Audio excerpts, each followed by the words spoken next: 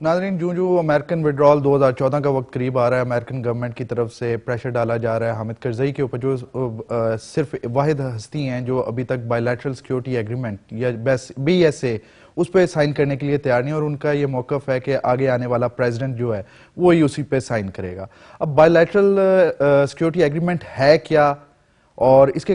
جو ہے افغانستان کے لیے کیا امپلیکیشنز ہیں، پاکستان کے لیے کیا ہے، ایران کیا دیکھ رہا ہے، اس پہ ہم بات شروع کرتے ہیں۔ پہلا سوال میں پھر سجاد نصیر صاحب آپ کی خدمت میں پیش کرتا ہوں کہ یہ بتائیے گا سر، بائی لیٹرل سیکیورٹی ایگریمنٹ ہے کیا، اور کس وجہ سے حامد کرزئی ابھی تک اس پہ سائن کرنے سے کترا رہے ہیں؟ ایک تو بنیادی بات یہ ہے کہ بائی لیٹرل سیکیورٹی ایگریمنٹ جو ہے وہ امریکن بیسز جو رہ جائیں گی، کوئی 5 کہتا ہے، کوئی 9 کہتا ہے، اور ٹروپس جو ہیں امریکن ان کی تعداد کو 15,000 بتاتا ہے، کوئی 25 بتاتا ہے، کوئی 30,000 بتاتا ہے کہ یہ وہ وہاں رہیں گے، اور جو امریکی مفادات ہیں اس کا تحفظ کریں گے، اور ان کو وہاں کے جو قانون ہے اس سے استثناء ہوگا۔ یہ بنیادی باتیں ہیں اس کی، جس کا مطلب یہ ہے کہ آپ اپنی ساورنٹی جو ہے، جس کا کہ ہم بہت رونا پیٹتے ہیں ہر وقت، اچھا وہ کمپرومائز ہو جاتی ہے۔ لیکن کرزئی کا یہ مسئلہ تو نہیں ہے نا۔ کرزئی 11 سال سے امریکن فوج جو ہے وچ از این آکوپیشن فورس، اور نیٹو کے ساتھ ملا کے تاکہ امریکہ خالی ٹارگٹ نہ ہو ایک واحد ملک کے طور پہ، تو وہ تو ان آکوپیشن ہے، اور جو کچھ وہاں ہو رہا ہے وہ بھی امریکن ایما سے ہو رہا ہے، چاہے وہ انڈین ہیلپ سے سپاہی جو ہیں ان کی ٹریننگ ہو رہی ہے، آج کل راجستھان میں انہوں نے بھیجے ہوئے ہیں ایلیٹ فورس جو ہے پولیس، اس کی ٹریننگ کے لیے، یا فوج جو انہوں نے وہاں 3-3.5 لاکھ روپے جو اسٹینڈنگ آرمی ریز کر دی ہے۔ تو اس کی امپلیکیشن جو ہے، ایک تو سیکیورٹی ایگریمنٹ تو جو ہے جس پہ ایک کرزئی جو ہے وہ سائن نہیں کر رہا ہے، حالانکہ لوئے جرگا جو ہے اس نے اس کو اپروو کر دیا ہے۔ اب سوال یہ ہے کہ کرزئی صاحب جو ہیں وہ کیا چاہتے ہیں کہ امریکن جو ہیں اگر یہ موجود ہیں اور الیکشن اگر اگلے سال ہو جاتے ہیں تو کرزئی صاحب کے تو ایک تو وہ الیکشن لڑ نہیں سکتے، وہ اپنے بھائی کو لڑانا چاہتے ہیں، یا اپنے کسی پریفرڈ کینڈیڈیٹ کو کھڑا کرنا چاہتے ہیں تاکہ جو ٹرانزیشن ہو، اور جو کچھ اتنے سالوں میں ہوا ہے افغانستان میں اس کی اکاؤنٹیبلٹی جو ہے وہ گورنمنٹ نہ کرے۔ کیونکہ یہاں آپ یہ دیکھیے نا کہ اس خطے میں، ساؤتھ ایشیا میں، اب آپ نے تو افغانستان کو سارک کا حصہ بھی بنا لیا ہے، بنگلہ دیش میں جو کچھ ہو رہا ہے، تو وہ جو تاریخ کے جو گناہ ہیں پچھلے،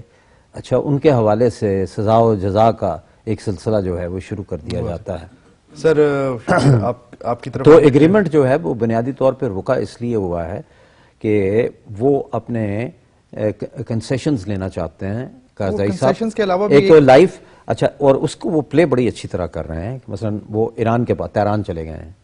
انڈیا بھی جانا ہے، اچھا انڈیا بھی جائیں گے، اچھا یہاں بھی وہ آئے ہیں، ہمارا وزیر اعظم وہاں گیا ہے، تو روس کے ساتھ بھی انڈرسٹینڈنگ، چائنا جو ہے اس کی انویسٹمنٹ ہے، اچھا وہ بھی ایک پارٹی ہے، تو اس لیے وہ اس کے پاس روم ٹو مینیور جو ہے وہ کافی ہے، اور امریکنز کے پاس روم ٹو مینیور نہیں ہے۔ سر پاکستان پہ کیا اثرات ہیں؟ دیکھیں سب سے زیادہ اثرات جو ہیں اگر ہم اس حوالے سے دیکھیں تو وہ پاکستان ہے۔ اس کی وجہ یہ ہے کہ پاکستان ماضی میں جیسے کہا کہ یہ آج کی گیم نہیں ہے، کوئی 3 ڈیکیڈز ہونے کو آئے ہیں۔ یقیناً اس خطے میں اگر افغانستان میں پرامن افغانستان ہوگا، اور وہاں پہ اگر ایک سٹیبل گورنمنٹ ہوگی، اور وہاں سے افغانستان ایک آپ کہہ لیں کہ وہاں کا جو پیس ہے وہ انشور کر سکتا ہے ایک سٹیبل پاکستان۔ پاکستان کی جو آگے آپشنز ہیں ٹریڈ کے حوالے سے، وہ سینٹرل ایشیا کے ساتھ، سینٹرل ایشیا کے پاس وہ اتنے انڈسٹریلائز نیشنز وہ نہیں ہیں، لیکن جو نیچرل ریسورسز ہیں اور جن کی اب ضرورت ہے باقی دنیا کو، گیس ہے یا آئل ہے، اگر وہ خود بھی ایکسٹریکٹ کرتے ہیں اپنے وسائل کو اور وہ انڈسٹریلائزڈ ہوتے ہیں، تو پاکستان ایک ایسی جو اسٹریٹجک پوزیشن ہے کہ ایک گیٹ وے کے طور پہ کہ ہم اپنی ٹریڈ جو ہے وہ نہ صرف سینٹرل ایشیا کے ساتھ بلکہ پھر یورپ کے ساتھ، اور افغانستان اگر ڈیولپ ہوتا ہے تو پھر افغانستان کو بھی ہم روٹ دے سکتے ہیں۔ یعنی پاکستان کے لیے جو اکنامک آپشنز ہیں، اور پھر چائنا آپ نے دیکھا ہم نے جو ایگریمنٹس کیے ہیں چائنا کے ساتھ، اور پھر ہم ایک ریلوے ڈیولپ کر رہے ہیں گوادر تک لیکن سر اور ایک روٹ سوری آپ کی بات کاٹتا ہوں، میں نے آج ٹیکسٹ پڑھا اس کا، اس میں 2-3 باتیں بڑی عجیب تھیں.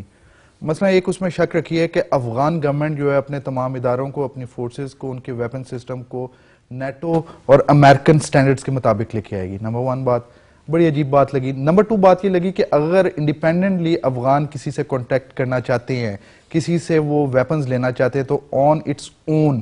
نو یوزیج آف فنڈنگ جو امریکہ کی طرف سے آ رہی ہے، انہیں اپنے پیسے سے وہ کر. اب اس سے تو یہ نظر آ رہا ہے کہ شاید ایک کالونی بنانے کی کوشش کی جا رہی ہے اس ایگریمنٹ کے اگلے 10 سال کے لیے بھی. اور اس میں سجاد نصیر صاحب آپ سے سوال یہ ہے کہ ابھی تھوڑی دیر پہلے گروپ فیلنگ کی بات ہو رہی تھی. امریکہ رہتا ہے تو آبویسلی جو پشتونز جو ہیں ان کے اوپر ہی پریشر آئے گا. طالبان پشتون ہے، ہر طالبان پشتون نہیں لیکن تمام طالبان پشتون ہے. ایک بڑی ایک کامن سی بات بولی جاتی ہے کوئی برا طالبان ہے. تو سر برا ہو یا اچھا ہو، مار تو ہمیں ہی پڑے گی. ہمارے پاس کیا آپشنز ہوں گے سر؟